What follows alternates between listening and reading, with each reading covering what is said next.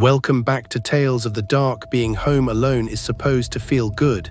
No parents, no rules, no noise except the kind you choose. TV too loud, lights on late, snacks everywhere, freedom. But some houses become different the moment everyone else leaves. They sound louder.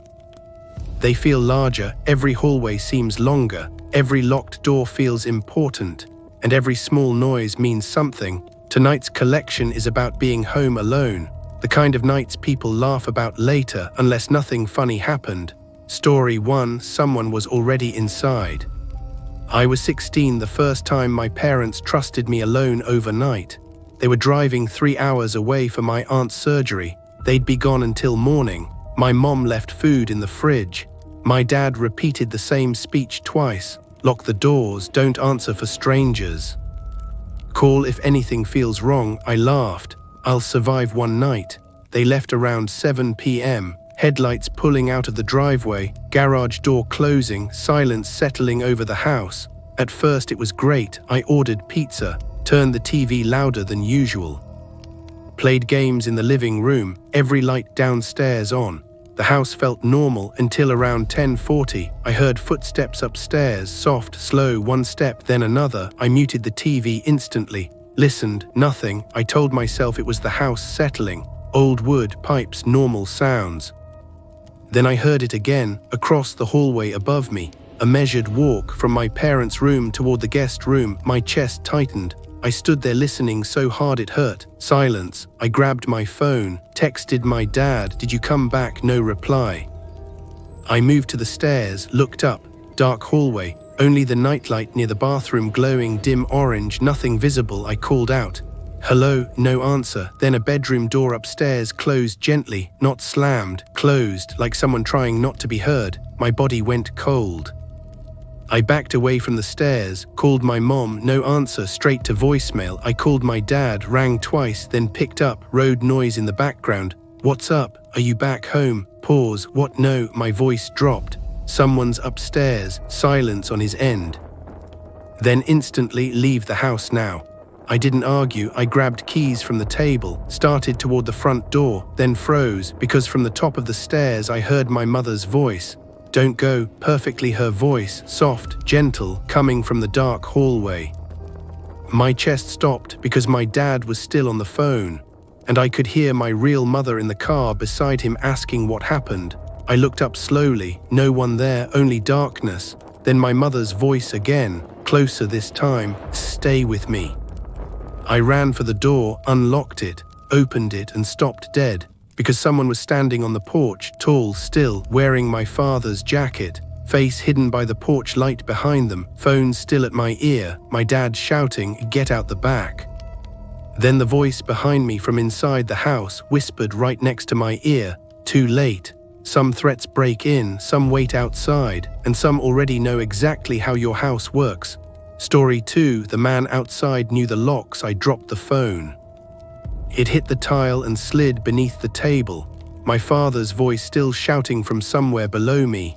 I didn't turn around. I didn't look toward the stairs. I ran straight through the kitchen toward the back door. My hands shook so badly I missed the lock twice. The knob finally turned. I yanked the door open and froze again. The backyard gate was open, wide open. It was always kept latched, always. My dad checked it every night. But now it moved slowly in the wind, back, forth, like someone had just gone through it. I backed into the kitchen, then heard 3 knocks at the front door, slow, evenly spaced, knock, knock, knock. No one pounds like that unless they know you're inside. Then my father's voice called from the porch, "Son, open up." Perfectly him, same tone, same slight rasp. My chest tightened painfully because I knew my real father was still on the phone somewhere under the table. The knocks came again. "Open the door." Then from upstairs my mother's voice answered, "Don't let him in." I nearly screamed. 2 voices, both familiar, both wrong. Moving inside and outside my house like they belonged there. I crawled under the table and grabbed my phone. The call was still active. My dad sounded terrified now. "Listen to me. Go to the laundry room, lock yourself in. Police are coming. There's someone outside too." I know. That answer hit harder than anything else. What do you mean you know? Long pause, then quietly, because this happened once before. My blood ran cold. Before I could speak, the kitchen light went out. Darkness swallowed half the room instantly, then the hallway light. Then the living room, one by one, like someone was flipping breakers. The only light left came from above, the upstairs hallway nightlight, glowing orange, and under it a shadow moved past, slowly. I ran to the laundry room, locked the door, turned off my flashlight, held my breath. The house became silent for 10 full seconds. Then footsteps began, downstairs this time, measured, calm, crossing the kitchen, stopping outside the laundry room. A hand touched the knob, turned it gently, then stopped. A voice whispered through the wood, my father's voice, "Wrong lock." I stared at the door in disbelief, because he was right. This room's lock had been broken for months. It only looked latched unless pushed hard. I hadn't remembered. The knob turned again, slowly. The door opened 1 inch. Then stopped against my foot as I threw my weight into it. I braced both hands against the washing machine. Pushing, something on the other side pushed back, not violently, steadily, patiently, like it knew I'd tire first. Then another voice came from behind me, inside the room, soft. My mother's voice, "Don't struggle." I spun around. The room was empty, but the attic hatch above the dryer was open, just slightly, darkness inside, and something shifted up there. The pressure on the door stopped instantly. Footsteps walked away, then upward, onto the stairs. Toward the attic access above me, my breathing became shallow, because I realized whatever had been outside was now inside, and whatever had been upstairs was now directly over my head. Dust fell softly from the hatch. Then one eye appeared in the gap, looking down at me, unblinking, human. Almost, some intruders enter suddenly, some hide for days, and some have already learned your family long before you notice them. Story 3, it had been there for years. The eye in the attic hatch didn't blink. It just watched me, calmly. Like I was the one in the wrong place. I stumbled backward into the shelves. Detergent bottles crashed to the floor. The eye disappeared instantly. Then something moved above the ceiling, fast, scraping across beams, from one side of the house to the other. I ran out of the laundry room, didn't care what waited in the hallway. Anything was better than being trapped under that hatch. The downstairs was dark now, only moonlight through the windows. Furniture looked unfamiliar, corners deeper than they should have been. Every doorway felt occupied. I grabbed a kitchen knife with shaking hands. My phone flashlight flickered weakly, battery low. Of course, my dad was still on the call. I lifted the phone. "There's someone in the attic." Silence. Then my father spoke so quietly I barely heard him. I was afraid of that. My chest tightened. "What do you mean?" Long pause, road noise. "Then, when I was your age, my parents left me alone one night too." The knife nearly slipped from my hand. "What?" I heard voices in the house, my mother upstairs, my father outside. My blood went cold. Same story, same house, same voices. What happened? Another pause. I never told anyone the truth. Footsteps sounded above me, crossing the ceiling, directly over the kitchen now. Slow, listening, my father continued. "I found someone living in the attic crawl space. I couldn't breathe. Someone. I thought it was a man."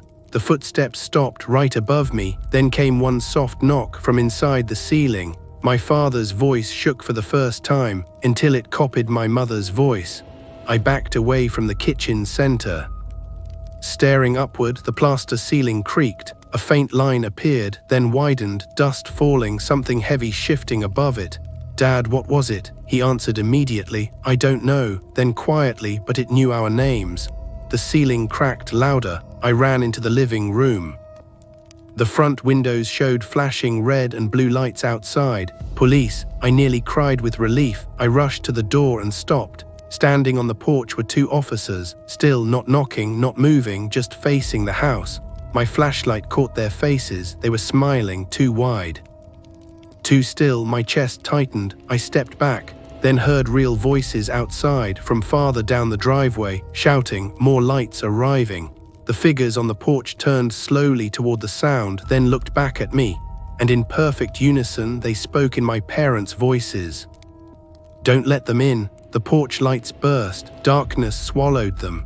When the real police reached the steps, no one was there. They rushed inside, searched every room, cleared closets, checked windows. Then one officer asked, "You said attic access was in the laundry room."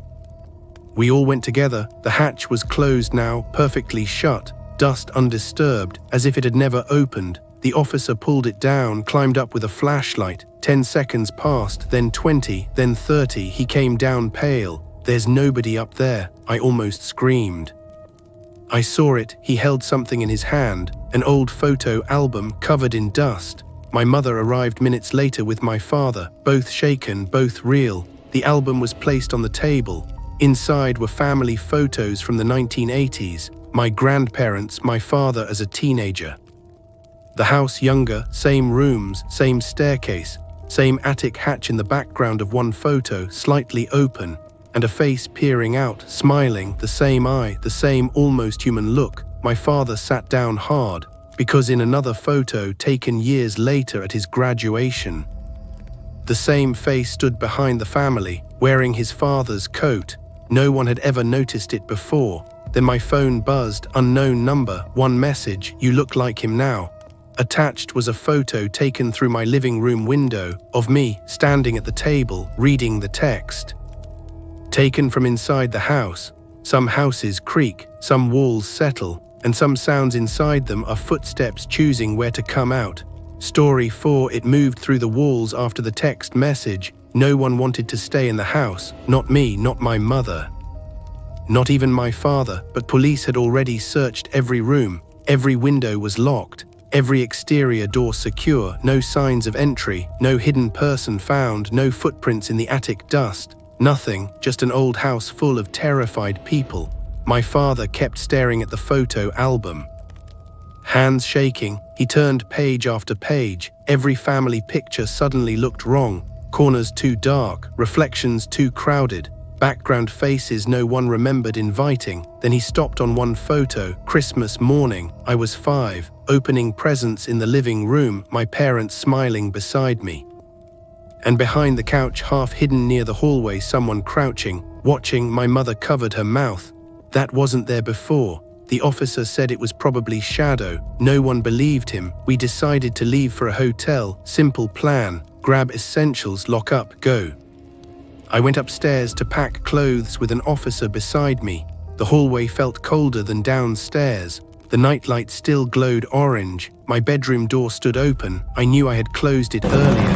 Inside, drawers were pulled out, clothes scattered, closet door wide open. Bed sheets dragged halfway to the floor, like someone had searched the room impatiently. The officer moved through with flashlight raised, checked under the bed, closet, bathroom, nothing. Then we both heard it, from inside the wall behind my bed. 3 knocks, slow, hollow, knock, knock, knock. The officer froze. Then another sound, movement, sliding through the wall cavity, traveling upward, toward the ceiling, toward the next room. He radioed downstairs. 2 more officers came up. They listened. The sound moved again, across the wall, into the hallway, then inside my parents' bedroom. We ran there, nothing visible. But the wallpaper near the closet bulged slightly, as if something pressed from behind it, then withdrew. My mother screamed downstairs. We rushed back. She was staring at the kitchen wall. The drywall beside the fridge had split vertically, a narrow crack, and from inside it someone was whispering my name softly, repeatedly. The officers pulled my parents outside immediately. 1 stayed with me at the door, 2 searched the kitchen. They cut open the drywall. Inside was empty space, pipes, insulation, no room for a person, no tunnels, no explanation. Then the whole house thudded once. Like something large dropped inside the walls. Every light flickered. The officer beside me grabbed my arm. Out now. We stepped onto the driveway, everyone outside watching the house.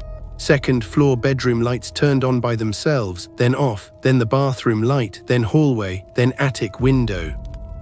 One by one, like someone walking room to room, using switches, my father whispered, "It's learning the layout again."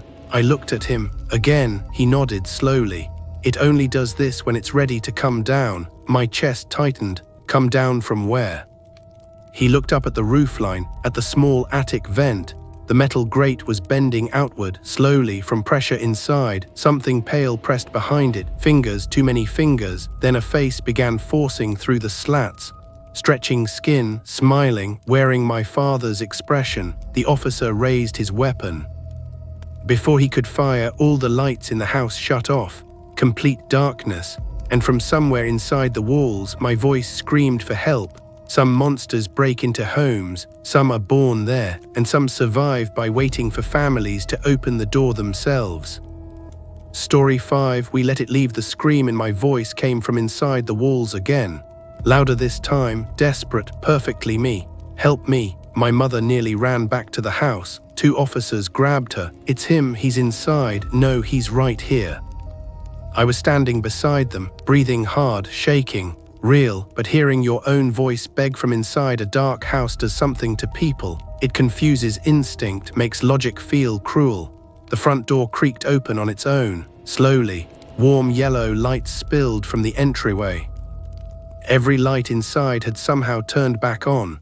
The living room looked normal again, clean, still, safe. Then my voice called softly from the hallway. "Mom," my mother sobbed. "Please." My father stepped in front of her.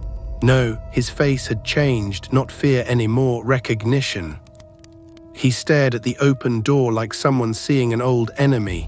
It did this to my mother too.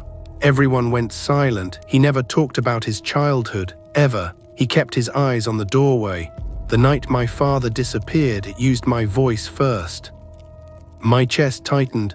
"What happened to Grandpa?" My father answered without looking at me. He opened the attic. The house gave a low groan, wood shifting, pipes knocking. Then footsteps crossed the upstairs hallway, heavy, slow, toward the stairs. The officers raised weapons. One shouted for backup again. Static answered. Then my father whispered something I'll never forget. "It can't cross the threshold unless invited." My mother stared at him. "Why didn't you tell us?" He looked broken. "Because I thought it stayed with that house." Another step on the stairs, then another. Visible now through the hallway opening, a shape descending in shadow, too tall, head bent to fit, limbs wrong lengths, but the face was mine, smiling. My mother screamed. The officers fired. The bullets hit the wall behind it, because every time they pulled the trigger, it wasn't there. Then it was 2 steps lower, then 3, like it moved only between blinks. My father grabbed the old photo album from the car seat, ripped out pages. Family photos scattered across the driveway, generations of birthdays, holidays, living rooms. And in the background of nearly every image, that same thing. Closer each decade, different faces, different bodies, always watching, always inside the house. He held up one final photograph, black and white, his father standing in front of the attic hatch, door open, something behind him, hand on his shoulder. My father stepped toward the doorway. "You wanted us to remember." The creature paused halfway down the stairs, its smile faded slightly. "You live in what we keep." My father lit the photo with a lighter. The flame spread quickly, then he threw it into the house. The creature screamed, not with my voice, not human at all. A sound like nails dragged through metal pipes. Every light exploded. Windows cracked outward. The open door slammed shut. The whole house shook once, hard enough to knock everyone down. Then silence. Smoke leaked from under the frame. No fire spread, just darkness behind the windows. Police forced entry minutes later. The inside was empty, no furniture, no photos, no clothes, no sign anyone had lived there for years, only dust, and a sealed attic hatch in the ceiling, bolted from the outside. We never went back. The house was demolished that month, foundation dug out, soil removed, everything destroyed. My parents divorced soon after. My father never explained more. He died 2 years later. Heart attack, they said, but in the hospital room mirror, just after they covered his body, I saw someone standing behind me. Wearing my face, smiling. Last week I bought my first home, cheap price, quiet street, plenty of storage. And in the upstairs hallway there's a small square hatch in the ceiling, painted shut from the inside. If you are new here, subscribe to Tales of the Dark, where every story gives you a nightmare.